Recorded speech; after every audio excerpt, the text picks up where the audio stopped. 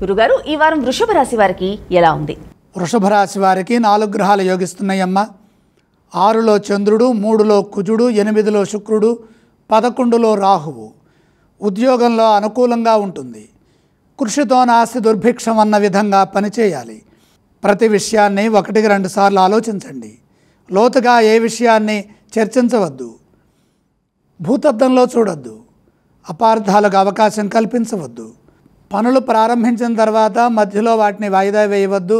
పనుల మధ్యలో జరిగే సంభాషణ సంక్షిప్తంగా ఉండేట్టుగా చూసుకోవాలి. లేకపోతే ఏకాగ్రత లోపిస్తుంది.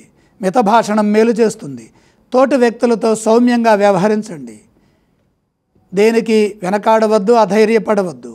అవసరాలకు తగ్గట్టుగా మీ ధర్మాన్ని మీరు నిర్వర్తించండి. చైతన్యవంతంగా నిర్ణయాలు తీసుకోవాలి.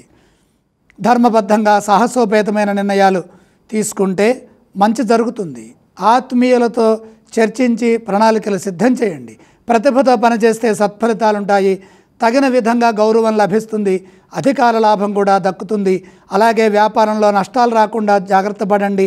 1-2 సార్లు లోతుగా ఆలోచించి మీ కృషిని కొనసాగించండి. దగ్గర వారితో విభేదాలు రాకుండా సౌమ్యంగా వ్యవహరించండి. వారాంతంలో శుభం జరుగుతుంది. 4 గ్రహాలు అనుకూలిస్తున్నాయి. వృషభ రాశి వారు ఎటువంటి స్తోత్రాలను పఠించాలి? వృషభ రాశి వారు ఇష్టదైవాన్ని స్మరించాలి. వృషభ రాశి వారు ఏ ఆలయాన్ని సందర్శించాలంటారు?